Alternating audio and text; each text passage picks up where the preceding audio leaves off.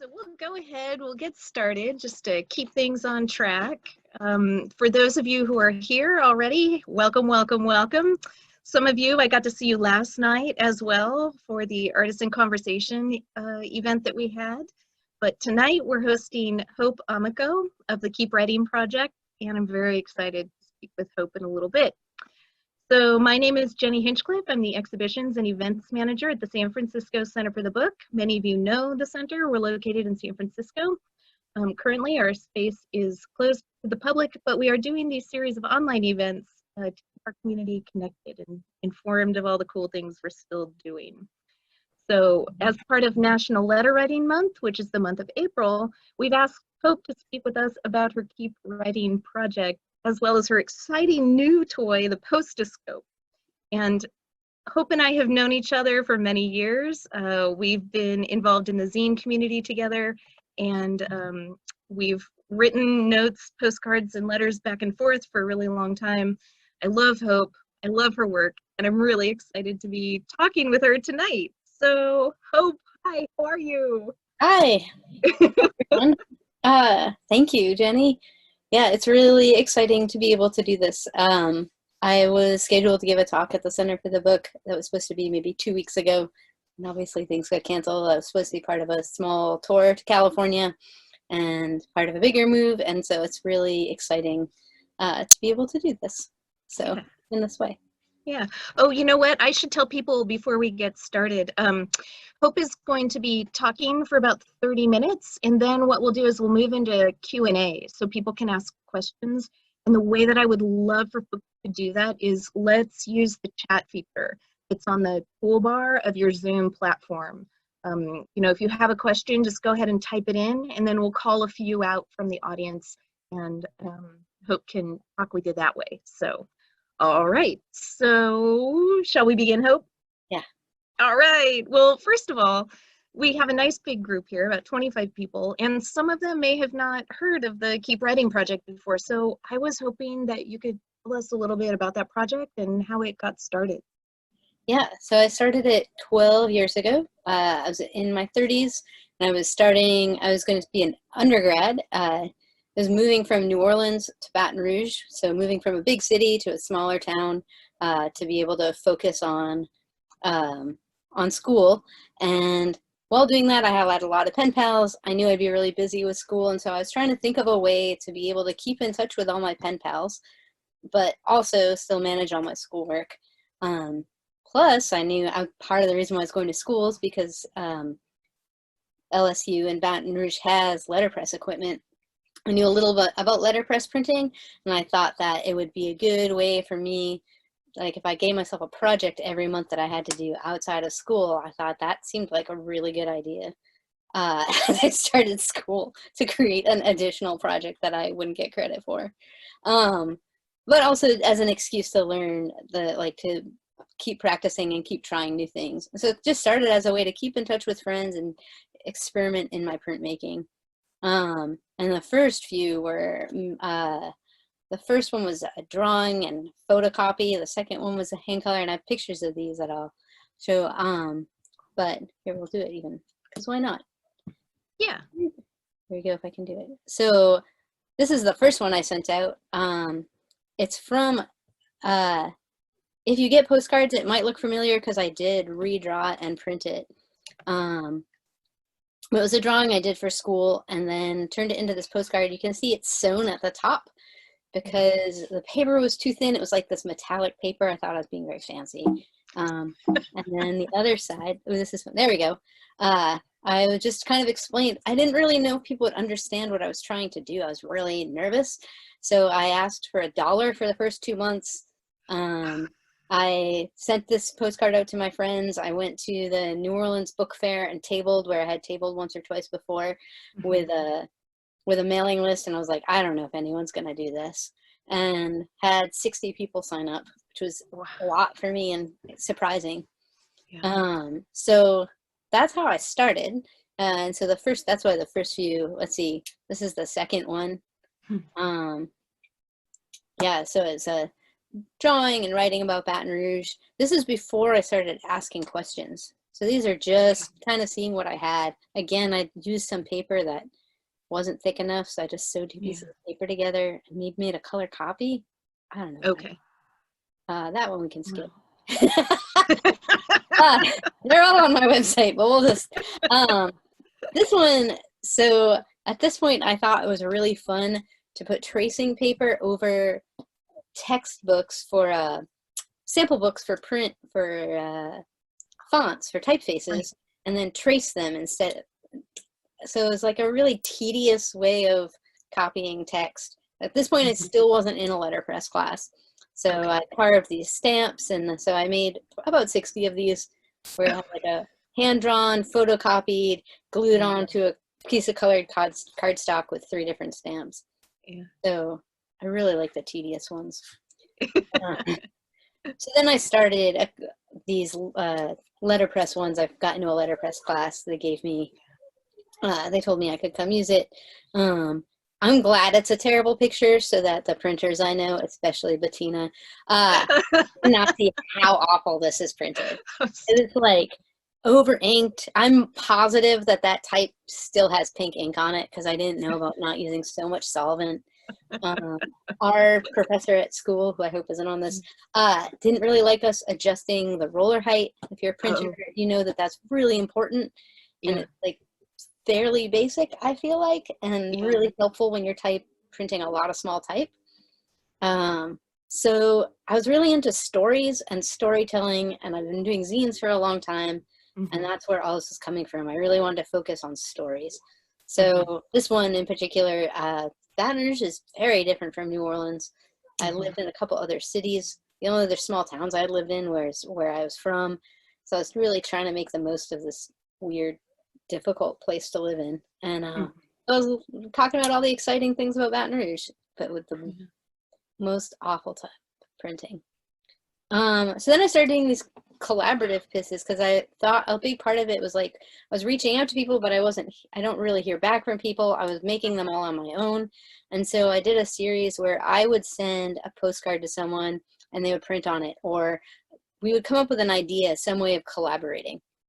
This one in particular, a friend of mine who had done some printmaking in art school printed, that blue in the back, I think it's cardboard that he printed. He showed me the setup later. It was all in his basement. He was working in a paper store and then at night printing. And then he maybe carved it. I think that black part, the drawing is a screen print, and then some kind of pressure print. And then I added the text.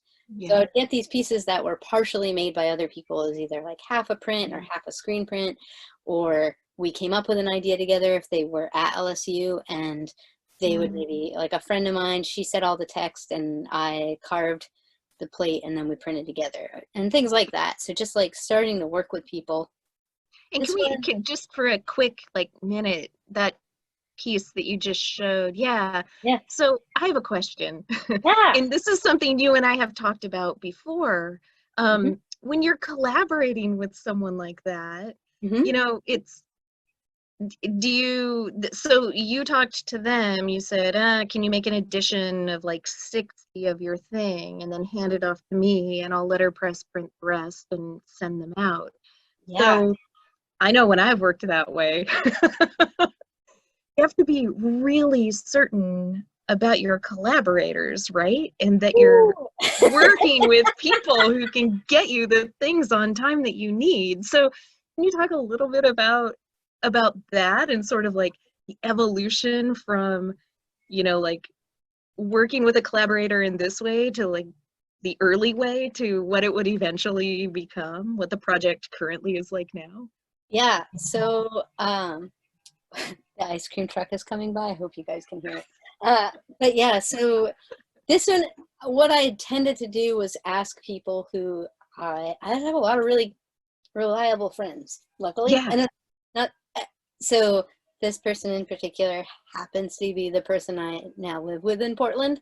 We've been a long time, and I knew he would do it. But I am pretty straightforward about, like, this is what I need. Only once or twice have people totally drop the ball. And I always have a backup plan. So somebody was real late on one of these early collaborations, and the text, my text might have reflected that. Uh, there's a kind of a back end. It's sort of like, I know I'll be here 2 weeks late, but I am frequently late. So I give people a lot of leeway, and I also give people deadlines that are 1 or 2 weeks ahead of what I need. So Yeah. I both trust my friends and also try to take into account other situations. So, and I don't generally have trouble thinking of ideas for postcards. So yeah, if someone doesn't, then I can usually come up with something. I have a list going in my notebook all the time about what future ideas I might have. So yeah. Cool. Yeah, Awesome. so I'll skip. Oh, I was just gonna say this one I put in because this person printed the black and the red, and I did that white text. But he hand colored all those dots with marker. Wow. Or like 60 of them. I thought that was bonkers. So, wow. So then I came up with this idea. So this is the first one where, it doesn't say what number it is. It's early on. But I was like, oh, I want people to send something back to me. So I experimented with a few forms. This one you can see it's folded on the short side, and then it would tear in half. It has a stitch on the side, which was terrible for going through the machine. Like, I made some poor choices again. Also, a lot of tiny over ink type. Handmade paper that was real fragile. Some real poor mailing choices. But this is the first one where I asked a question and I was like, here's a postcard I want to make. I want to make this postcard. I want to use wood type on this handmade paper, and the word try. What is that important? Why do I want to talk about that? And so what information do I want from someone else based on that?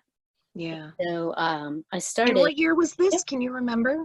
2009 probably. Ooh, it's 2011. Oops. Oh, wow. Okay. They were 26. So okay. I've done this for 2 years at this point. Okay. So it kind of started evolving into the format that it is today, in a way. Yeah, so I did like a year of just me trying whatever I could do to print, and then a year of collaboration, and then I started these. So let's see if we can do it again. Yeah, so then at this point I'm like working towards my senior project at school. So I came up with all of these. This one I was really excited about. It's like a mini instant zine. And so I printed a tiny storybook that you could cut out and fold, and then also gave a template. You can see some of the book unfold with directions on how to fold it. And so people sent me back their tiny books. So good. So I liked a lot of these like template ones where like I had a before and after picture of a haircut and then asked people to write a before and after about anything.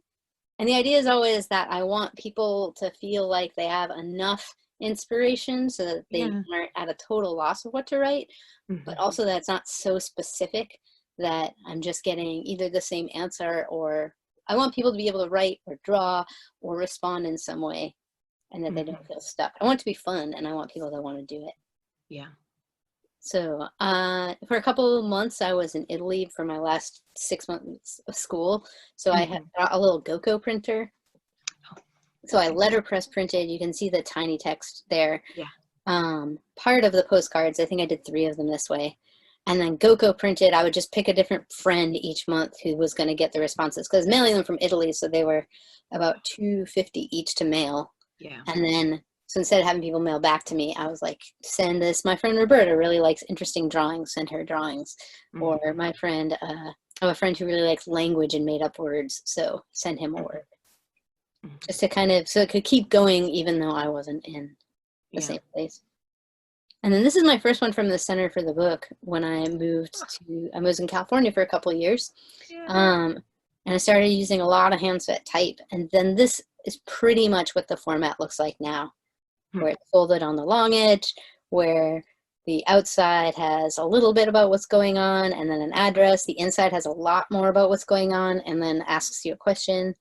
The part that you keep is big and bold and kind of a standalone postcard. Yeah. And that's what they pretty much look like now. Yeah. So. And just for people who haven't had this amazing experience of receiving this subscription in the mail, it's a fold over. Sometimes it's perforated. You tear it in half. You keep one half of the postcard, and then you fill out the other half, which is a prompt of some kind, and you mail it back to Hope. Yeah, is that good? Is that a good description? Great. Yeah, I love it. So like And I just so, went out of my sample box. So it's like oh, has great, the super. same little description, like this is keep writing number 99. And then so when you open it, there you go. There's this is what you would keep. This, and so I want to talk about slowing down. And so the top half that you're going to send back to me is already addressed. And then also it has a little more background about what I want, about why I thought of this and what I want from you. And then the back of that, when I'm real smart, says a little bit of something so that when I get the response, it kind of reminds me of what the question was.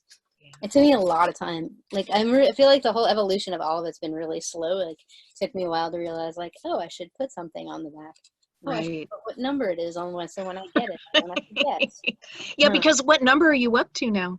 131 or 2 is going in the mail this weekend. Okay, and it's monthly, every 6 Monthly. weeks? Monthly. Yeah.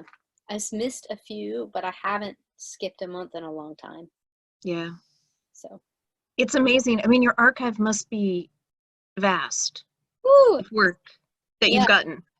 I have 4 boxes. I have brought one of them over. Yeah. 4 boxes that look like this. That's wow. about a quarter of the responses I've received.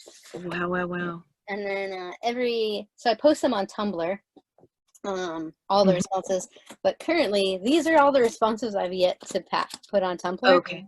These are mostly, let's see, I can't read the dates on those. A lot of these are from since I moved here to Portland. Yeah, half since I got to Portland and half like maybe a month, 2 months of responses, maybe a little less. Mm-hmm. So, how many subscribers do you have now? It fluctuates a bit, but about 150. Okay. So I've had as much as almost 200, and then as few as 65 when I started. Yeah, the good old days. Like 125 to 150. Yeah.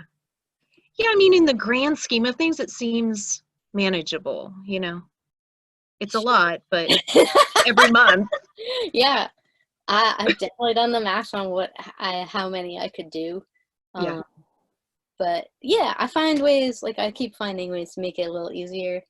The press that I own I bought mostly with thinking of this project in mind. Okay. Like being able to print. So I have a Heidelberg windmill. Okay. That's in New Orleans still, but it's a production press, so it's built for printing lots of things. So I print 200, 220 cards, and then also just that little part I was showing, like just this part I would print with a different background to sell when I go to zine fests and to give to people. Yeah. Yeah. So. I want to ask you a little bit about when we were just talking about the idea for this discussion, the idea of collaborating with strangers came up. And, you know, some of your, I mean, I have to say, there are prompts, there are cards that you've sent me that I have up on the wall of my studio because the writing is so beautiful. They're so evocative. They just like perfectly capture a moment that's sort of going on in my life. And so when I get that card in the mail and then I'm asked to write something back to you, it brings this really interesting like sort of call and response to the equation. And so, you know, you have people subscribing to your series that you may never meet, right? And so they may possibly be sharing these really personal moments. I mean, what's it like to be receiving this mail and now sort of being now the custodian of their memories or like their snapshot moments? Yeah, I got one maybe about 6 months ago. I can't remember what it was in response to. It was in the middle of like while I was planning to move and I was traveling a lot, but I got it and it was about somebody whose maybe sister had just died. It was about like a death in their family. It was like a very personal thing.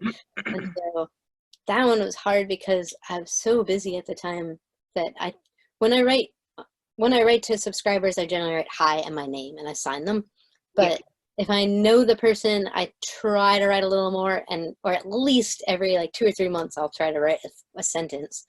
But I generally write all 150 over the span of 2 days. I feel like everyone just gets a part of one story, or everyone gets comment on whatever thing I'm thinking about. And so those ones I try to pull aside and respond and be like, thank you, I got that. You had signed your name. I remember who you are. But often, I don't know if people, I've told people that you can have it be anonymous or not, but I don't remind people and I don't ask people to put their name on it. So I don't know if people think I know who they are. I don't. Lots of people apologize to me for not getting them back in time, but I want to tell all of you, I have no idea who sent them back. Good to know. Sorry, I'm waving back. I'm like blushing a little bit because I'm just like, oh man. No, it's not. The reason why I have this giant stack is like this much is all from my friend April, who I've been writing to from the beginning, who like just sent a bunch back. So like people do that all the time. So it's funny because I don't know who they are. And so people tell me these things and sometimes talk to me like I know who they are. Oh, right. And so I respond. Yeah. But like there's a couple people or character, like there's this, like the person with this handwriting whose initials are this, who I kind of think I know who it is now, but like it took me a long time to realize who that was. So there's like people who write back frequently who I recognize, but I might not know that it's you or Eli or Chelsea. I just know that they're coming back. Yeah. Someone asks, how many cards do you normally get back? Ooh. Is it hard? Is it easy or hard to track that? When I have shows, so they just sit in these boxes until I have a show, and then I organize them by so that all the responses for number 99 are together and 100 are together. And so then I can tell how many. So I can't think of the fewest I've ever gotten back. At least 10 or 20, and then on average, I say 30 to 50. And then I did a special project 2 years ago in the summer where I got a grant to print a census, and I took a summer census of people in New Orleans, asking people where I was living. Oh, I remember. Yeah, like what I wanted to be able to talk to more people, so I made one where I sent it to subscribers, but I also tabled at places in New Orleans. And just had my postcard and explained the whole thing, and then people would fill them out, and they're just questions about where you consider you're from, where's your hometown, where did you grow up, like all these questions kind of leading up to the idea, like if you lived in this place longest and you're born here and you live here now, where do you call home out of those options, or is it a different option? And I got at least 1,200 responses for that. Wow. Why do you think that resonated with people so much? Well, that one I gave out. Oh, right, to much larger audiences. Okay. Okay.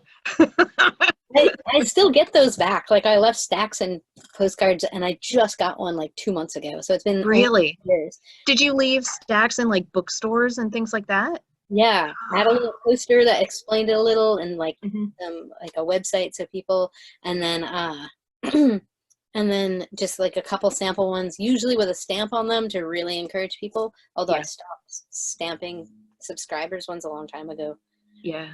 Just for efficiency. But so people were pretty good about that. That one it's hard because I don't want to ask questions that can be trite, and the backside of that card says home is, and then it was a blank space. And so my idea was you have all these warm-up questions that I think seem basic and then make you think, okay, how does that relate to the question, what is home? But I got a lot of like home is where the heart is, and like lots of like phrases, which is fine, and that's what people feel, so that's great. But it's funny to see the great range in responses. I got a lot of responses about where you don't have to wear pants, like more than for like 1,200 cards. I probably got like 4 people talking about not wanting to wear pants. So themes. I don't know. I don't mind wearing pants. That's all. Funny. Oh my God. Well, can you tell us a little bit about the Postoscope? Because I know I'm dying to know more. Yeah, I meant to grab it over there. Okay. I will. So a friend of mine, it's called Jess. I was teaching at summer camp last year. Jess also writes a lot of mail. And at the end of camp was like, you should take this thing. And it's essentially a really simple overhead projector that just posts a postcard size image, or sorry, you can fit a postcard into it and then enlarges it on a wall. So it's like a metal box with a lens and a light and a mirror, and that's it. Wow. Okay. Okay. I just got really excited because I'm very grateful for this format that we have right now, but I like giving talks and I like talking, but I don't love giving PowerPoint presentations, and especially for a form that's all about handwritten and having texture and being able to talk. Like, the ideal for me for giving this talk is being able to show you actual cards and responses. And so I was like, oh, with this, I don't even need a computer. I just like plug it into the wall and it's me figuring out how it looks. And then I can show you all my postcards and then give you some sample responses, which would be great. Yeah. It's awesome. It's one of the things I loved about your show at EM Wolfman a few years ago now, but you know, you had like the boxes of cards out and people could just look through them. There were things exhibited on the wall as well, but you know, it's so great when you can handle the stuff. Yeah, it's really hard to convince people it's okay. Yeah, it is, right? Yeah, I've done 3 shows and everybody's read through them, but EM Wolfman in particular, which is a little bookstore in Oakland,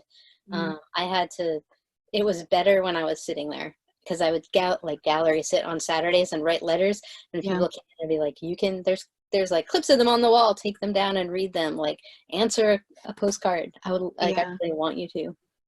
Yeah.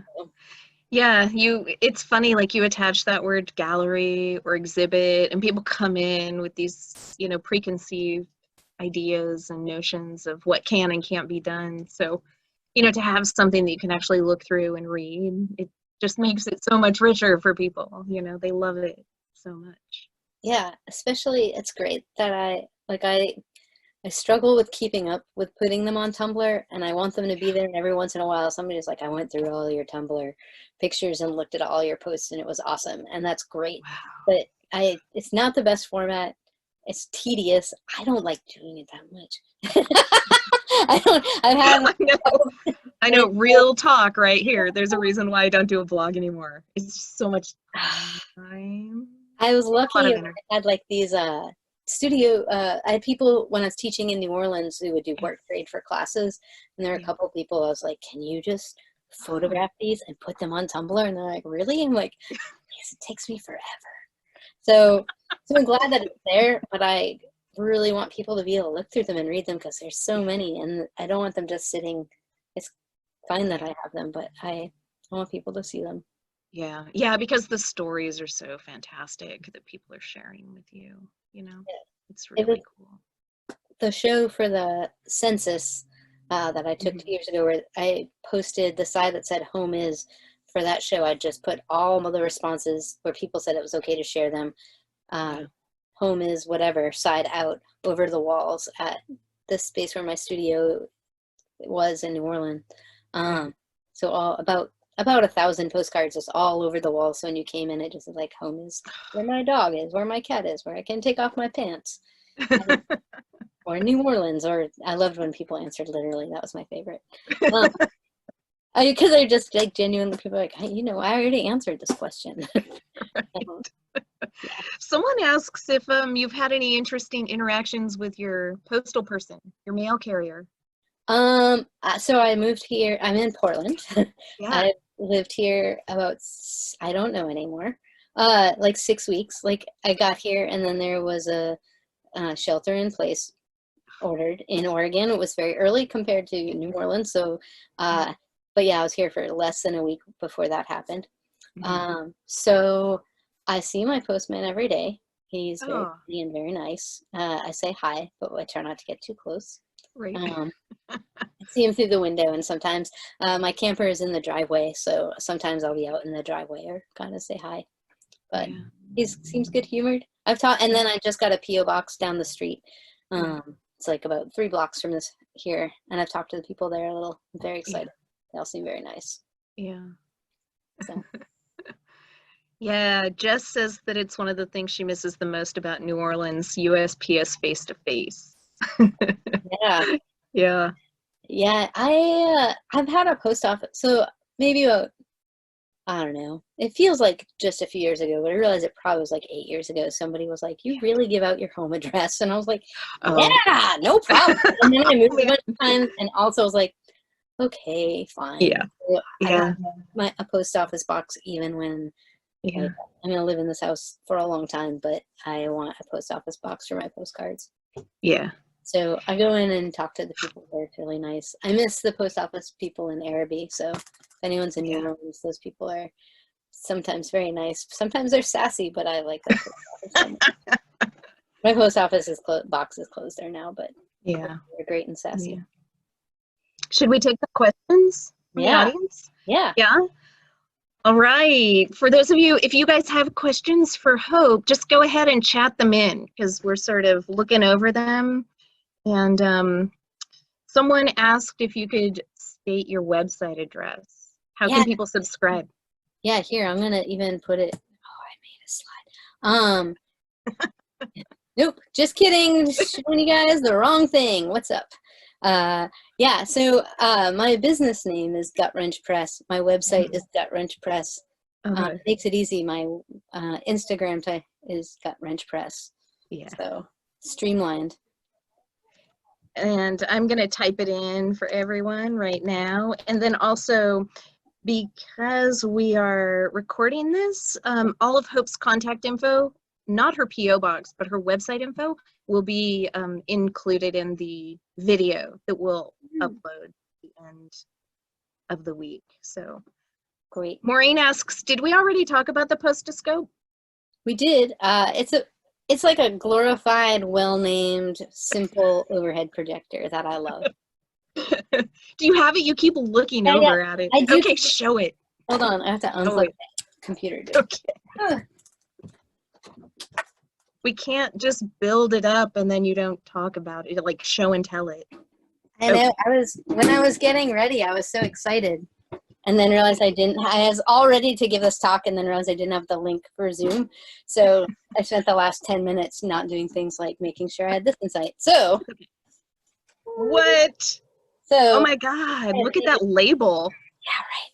So it just says that you can see underneath. I don't know how this is going to show up, but there is this mirror, and then the lens up here. So just face down, slide a postcard underneath, and wow. Sorry. Yeah, it has a little tiny, this is the extent of, this is the focus knob here, which is the extent of, and then a plug, and one light bulb. So I have like dreams of making it work in my room here, or at least I have dreams of you coming to the center and making that work. Yeah, I want to show it the next time I have an exhibit of postcards, definitely part of it. Yeah. I was working on proposing a new show I've just recently finished a collaborative series that was an exquisite corpse style poem. Oh, okay. I worked with 4 different poets, but one, as you were asking about, one disappeared. She has a really difficult, important job, and so that's fine. Like, it's fine. She never wrote back. She said she was there, and then she wasn't, but 3 other people were able to respond. And so I wrote a title. My friend got the title and wrote, told them 3 to 10 lines, which would fit on a postcard. And then the question for that part for subscribers was, I was like, okay, you just got 10 lines of poetry. What's the next line of this poem? I would pick one, and then I would send out 1 line to the next person who hasn't read the previous. So I did that twice. I just got the ending. It's getting printed as soon as I get the plate. So probably this weekend or next weekend. And then, so this will be this like 3-part poem with like subscribers information, and then I wrote the title, and all these people I know who don't know each other. So I had this idea that I really wanted to have a show with showing that and like kind of showing their work. But I love that exquisite corpse poetry idea. Yeah, very cool. I did it for another show, something similar, and it works really nicely. I also really like poetry and like to write, and so have a lot of poetry friends who are very generous in their time. Yeah, it's cool. Everyone loves your postoscope. I just want you to know. The chat room is going crazy. Someone says, Maureen says her mouth is actually watering.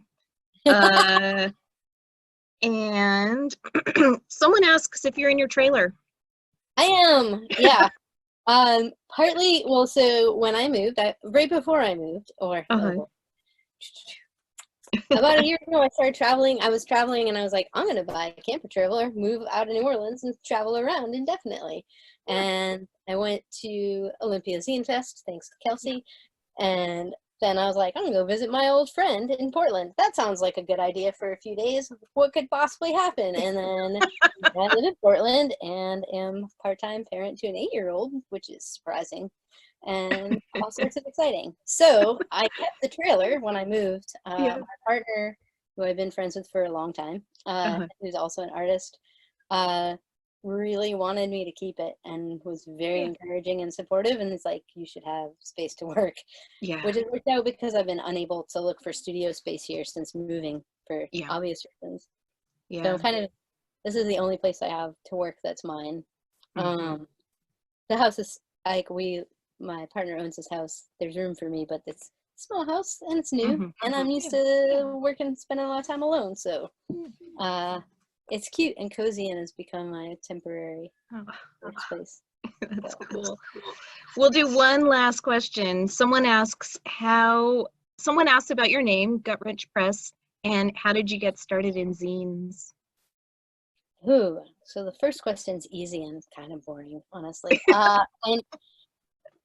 So I was making books before I went to college. I started making books very poorly, and it's embarrassing. It's worse than letterpress printing. But I started making books and was selling them, and I applied for a market, and they're like, you need a name. I was like, I don't have names. My roommate was like, well, you're kind of emo and you work in a bike shop, so how about Gutwrench? And I was like, cool. Emo references a tool. Perfect. Sounds great.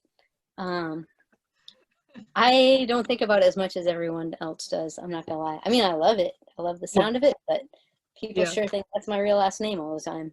Yeah. That's zines. I've been writing zines since high school. My partner, we've known each other since high school. He wrote a zine when we were in high school. It was the first zine I read. And then I started a zine shortly after. So I was probably 19, living in Boston. And that's it. I just keep making them. So what was the title of it? It's called 3 a.m. because I rarely slept. At that point, I would stay up one night a week, just didn't go to sleep. I did not do drugs or drink. My coworkers just thought I did. But yeah, I would just stay up all night and write about being up. It was terrible. If I have copies, I wouldn't show you. Okay, fine. Okay. That's okay. We could trade early first terrible zines. Oh, yes. I'm trying to see if anyone... Sarah Godfrey wrote public zines of her terrible poems I wrote in high school. They're so good. She did two issues. If you ever find it. She's amazing anyway, but I can imagine that was incredible. So yeah. Kelsey says there should be a mortified zine reading. Can you imagine? Oh, there's so much of that. Yeah. Yeah. Well, do you have any last words or parting thoughts that you want to share with our delightful audience? I did want to, so my idea was to give you guys I have boxes of samples and extras. So if anyone either is a subscriber, doesn't have early ones, or has never subscribed and just wants a bunch of sample ones, if you message me on Instagram or you contact me through my website, we can work out. I'll send you a folder, envelope of them. Can you type in your Instagram handle? Yeah, it's at Gutwrench Press. Yeah. So I don't know where that my slide. Oh, here, I'll do it. I can do it. So if you're watching right now and you're interested and you send Hope a private message on Instagram, she will send you a sample of the Keep Writing project. Yeah. Because you have extras, yeah. I have so many extras. Three box. Oh, I started printing lots of extras partly to give out as samples. Or like when I go, I teach a lot. I teach at summer camps and with kids and things like that. So yeah. nice. It was nice. So it's a great way if you guys are interested to see what the project is like. It's a fantastic way to get a postcard from Hope and see if you'd like to subscribe, sort of get a feel for what it's all about. It's worth it. You should all subscribe. Jennie. All right. Well, I want to thank you, Hope, so much. Thanks for taking time to be with us tonight. Yeah, thanks everyone. It's really nice to see you all. See your faces. Yeah. And what I'll say to the group before we all sign off is that, what did I say? If you're interested in knowing more about the online events and things that we're doing to connect at the Center for the Book, please visit our website. That's www.sfcb, as in boy.org. And the best way to find out about all the things that we're doing is also our weekly newsletter. We send that out on Fridays. You can subscribe right on our homepage. So again, thanks so much to Hope. It's been fantastic, and we hope to get you back in the fall so that you can teach your instant zine class, which would be awesome. Yeah, I would love to. Nice.